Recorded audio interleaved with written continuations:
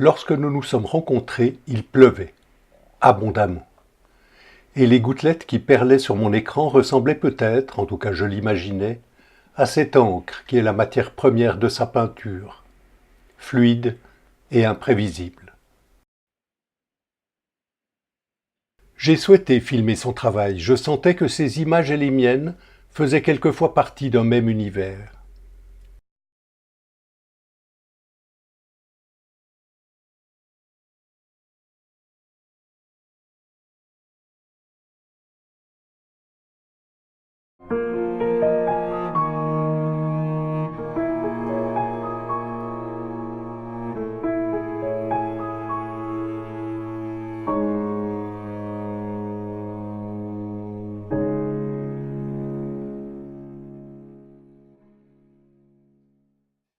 Mais se lancer dans une telle entreprise n'est jamais banal.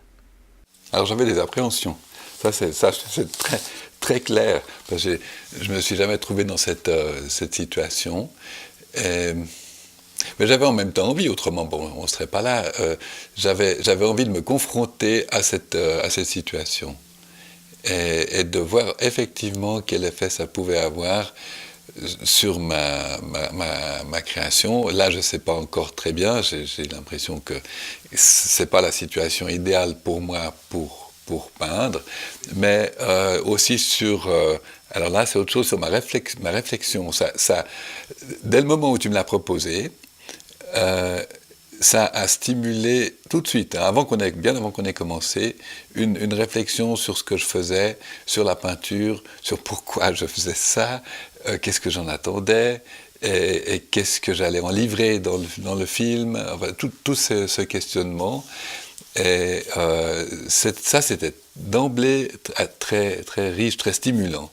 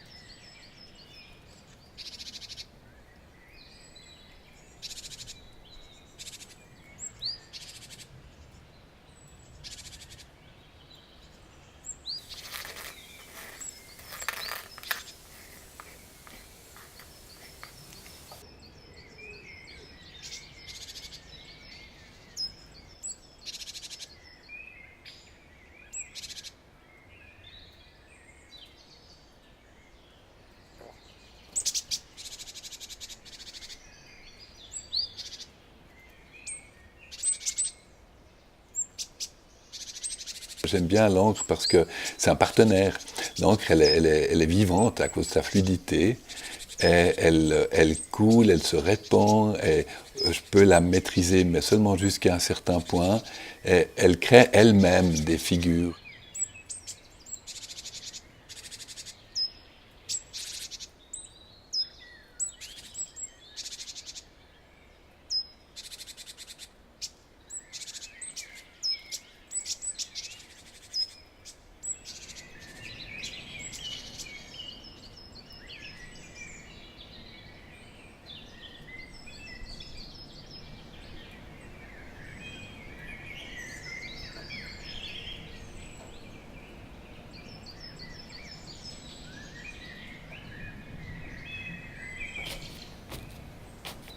Ça explique, c'est vrai, cette chose-là, ça explique beaucoup le plaisir que je prends à faire ce travail et à utiliser ce matériau, parce qu'il y a tellement toutes ces possibilités qui sont souvent accompagnées de surprises. Et ça, j'aime bien.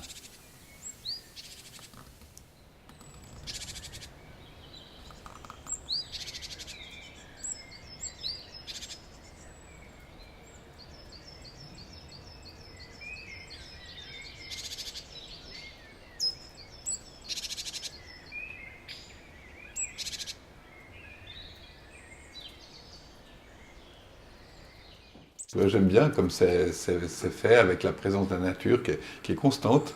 Oui, Et oui. puis un Et puis aller-retour elle entre revient après, l'extérieur mais et ouais, j'aimais l'intérieur. bien ça parce que je Oui, trouve que c'est très lié quand même. oui, oui, Et en oui, plus, ces arbres chez toi, ils sont tellement oui. beaux là. Donc, Et puis c'est une manière, je pense, de montrer aussi ce qu'on ne peut pas montrer autrement. Je pense que c'est le va-et-vient entre mon imaginaire, mes images intérieures, et puis celles que j'essaye de créer exactement. sur le papier. Exactement. Alors comme tu ne peux pas filmer dans ma tête, heureusement d'ailleurs, Oui, bah, là, c'est mieux. à la place, tu filmes Oui, les arbres, la nature autour. Ça, je trouve, c'est très bien, parce que ça se passe comme ça en réalité. voilà. Oui, Pas forcément que je regarde dehors, mais que je regarde à l'intérieur de moi les images que je oui, tout voudrais à avoir. fait. Oui, Donc tout à fait. ça j'aime bien, j'aime beaucoup comme tu fais.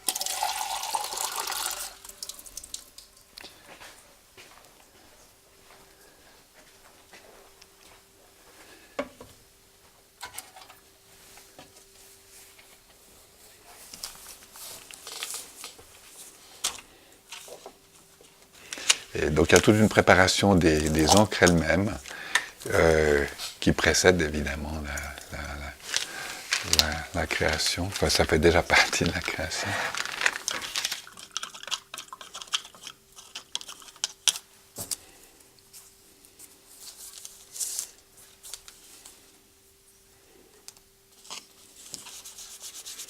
Ouais, ça c'est bon.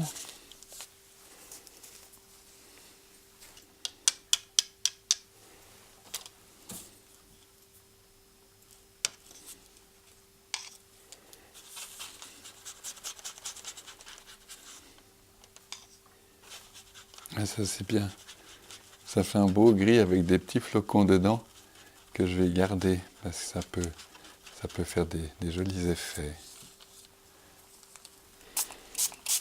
Voilà. Ça a l'air bien. Il n'a pas dû faire trop froid et les encres se sont pas trop décomposées.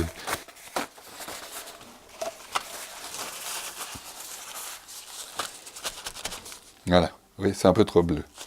On voit tout de suite, quand on l'essuie, ça fait un bleu ciel. Ouf, il est très, très jaune celui-là. De toute façon, il fait des gros... Oui, il n'est pas très bon celui-là, je le referai.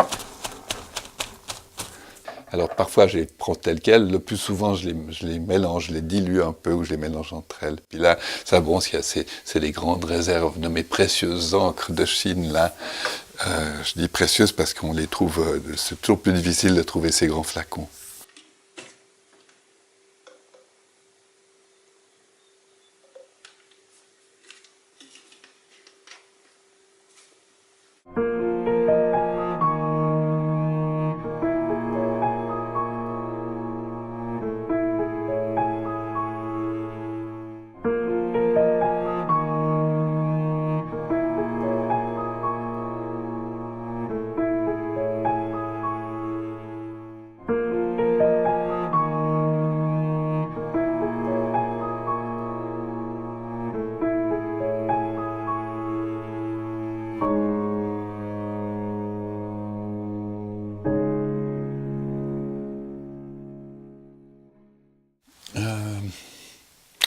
Au départ des tableaux que je vais faire,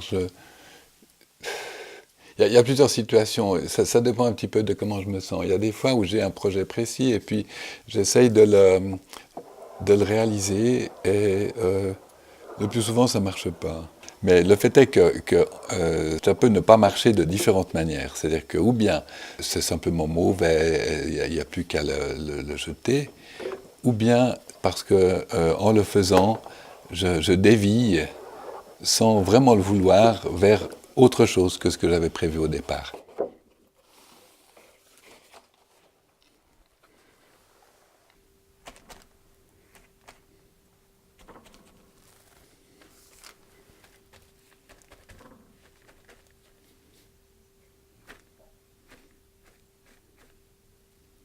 Alors, dans les projets qui ont été qui sont précis, il peut y avoir des accidents de ce type. Donc l'encre qui tout à coup fait sa propre œuvre, sort du chemin prévu, et ça peut être ça peut donner de très bons résultats. Et alors voilà, à ce moment-là, eh bien, je le conserve. Et après, ce qui arrive souvent, c'est que j'essaye de le reproduire. Et là, ça se gâte en général à nouveau.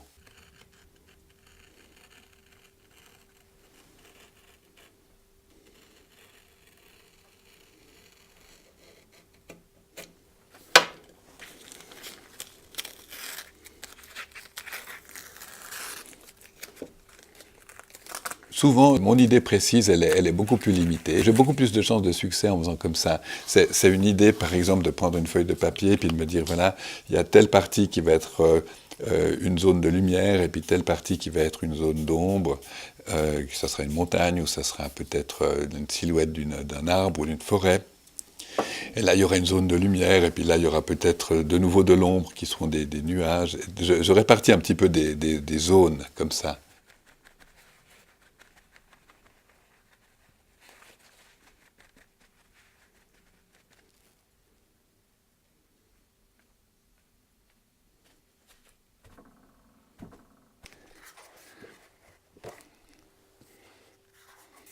Par exemple, j'ai fait récemment toute une série de longs formats où j'avais placé la ligne d'horizon à une certaine hauteur, toujours la même, et puis en dessus, il y avait une silhouette de montagne et puis du ciel, et puis en dessous, il y avait un petit bout de plaine ou d'eau, et puis un petit peu de végétation. Donc c'était très, très simple comme construction. Et ça, je peux faire des séries de ça, ce que j'avais fait. Et ça, alors, je peux prévoir ce que je vais faire et arriver à un bon taux de résultats positifs.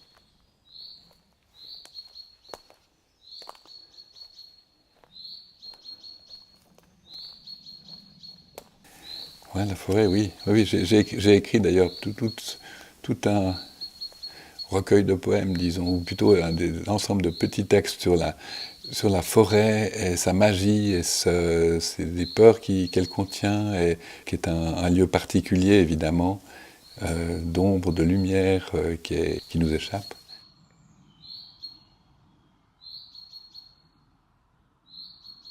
Alors, c'est un lieu d'inspiration pour moi, la forêt. Puis j'ai la chance d'avoir cet atelier ici, tout près d'une forêt que je trouve magnifique, et ce qui fait que j'y vais assez souvent, en tout cas en toute saison, parce qu'elle change tellement aussi avec les saisons. C'est un lieu où je me sens bien, un lieu qui stimule mon imaginaire.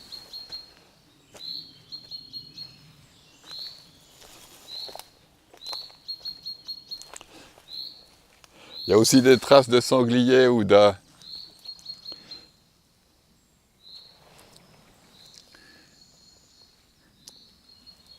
Ouais, là, il y a des sangliers qui ont passé.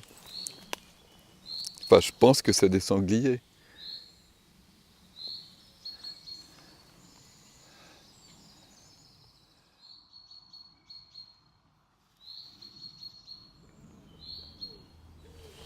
Je n'en fais pas grand-chose après, mais c'est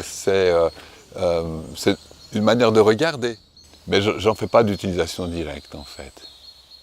C'est plutôt l'atmosphère de la forêt que j'essaye de recréer que de manière figurative, ce que j'ai pu voir.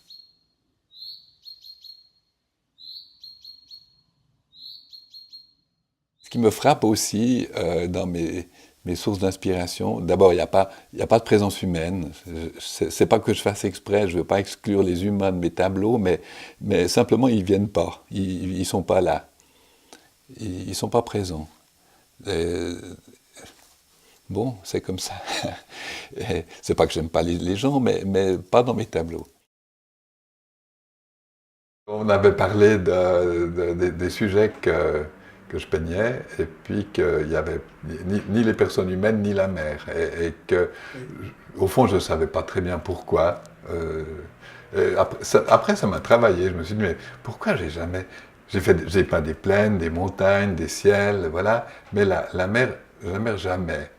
Et pour quelle raison? Alors que j'ai quand même déjà vu la mer, ça m'est arrivé, j'ai été au bord de la mer, et puis j'ai admiré aussi la mer, et je me souviens d'avoir pris des photos, rien que de la mer. Voilà, la mer avec une ligne d'horizon, et puis c'est tout. Et je me suis dit que je n'avais pas de raison, en fait. Je ne savais pas pourquoi. Et puis que le meilleur moyen de peut-être me tirer ça au clair, c'était d'essayer. Alors j'ai essayé. Donc j'ai fait 3 peintures cet été, mais après la discussion qu'on a eue, qui ont comme sujet la mer. Alors, de la façon la plus simple possible, c'est un horizon de mer avec un grand ciel un peu nuageux par-dessus, et c'est tout. J'ai trouvé très difficile d'abord d'arriver à rendre la transparence de la mer et puis le mouvement de la mer. Ça, je me suis rendu compte que c'était difficile. C'est peut-être pour ça que je n'avais jamais fait avant, Oui. parce que je me rendais compte que j'allais rencontrer une difficulté plus importante qu'en peignant de végétation, par exemple.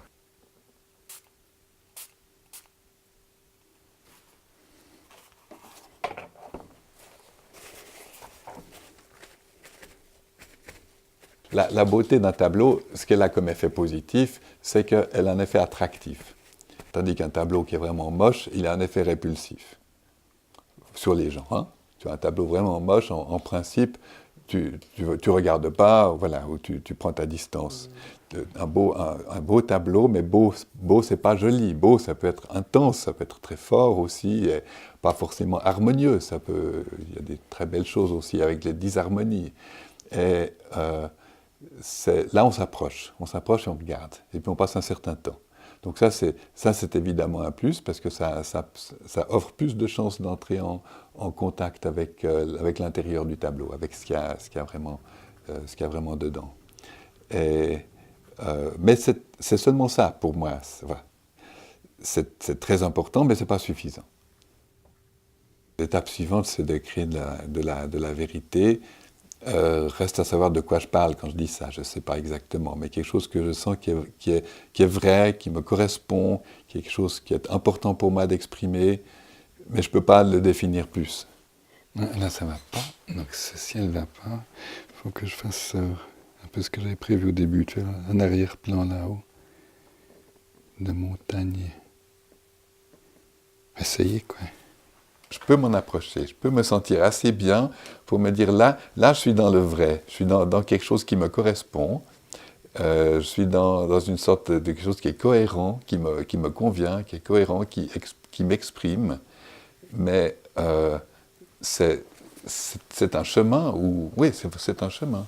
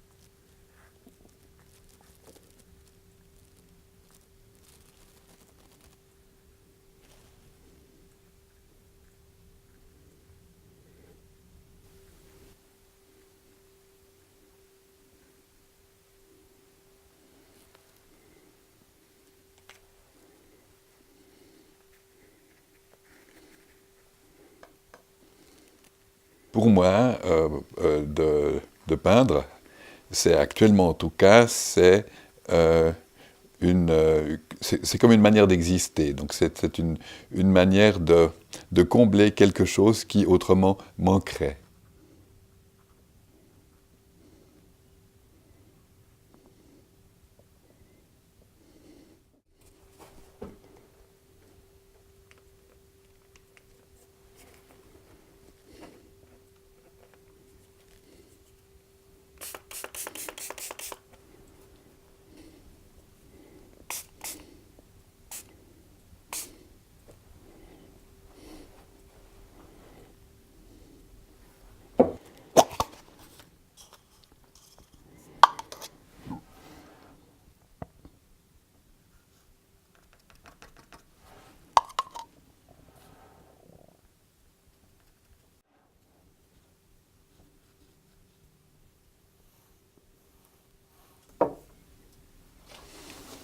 Ok, là je vais m'arrêter là, puis je vais voir ce que ça donne.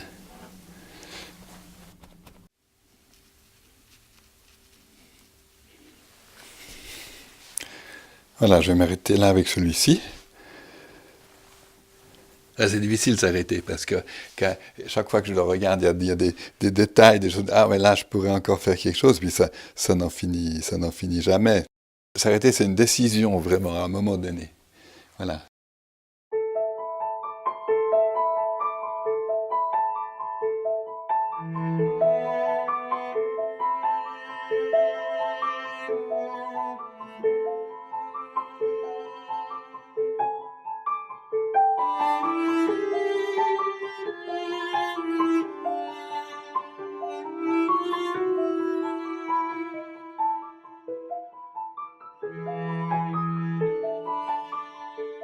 La création d'une œuvre d'art, c'est créer quelque chose d'intime et en même temps le partager avec les autres. C'est un peu l'image de la maison. Construire une maison, avoir une maison et l'aménager pour accueillir d'autres personnes. En général, la maison, elle est à la fois quelque chose d'intime et personnel. L'intérieur de son logement est souvent très personnalisé. Et puis en même temps, il est fait pour accueillir d'autres personnes. Et je pense que là c'est une comparaison qu'on peut appliquer à l'œuvre d'art. De créer une œuvre d'art, c'est livrer quelque chose d'intime, ou accueillir l'autre dans son intimité.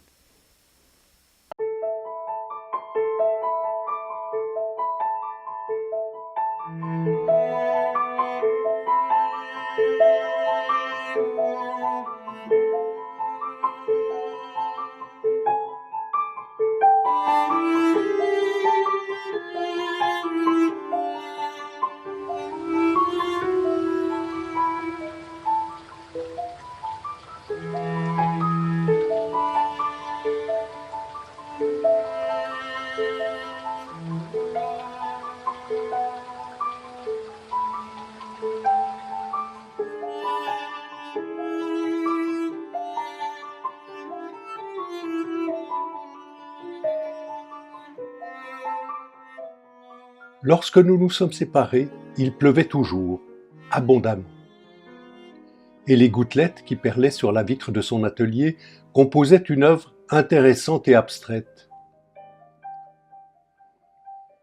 Pendant qu'il rangeait ses encres et ses pinceaux, je me suis empressé d'enregistrer cette image.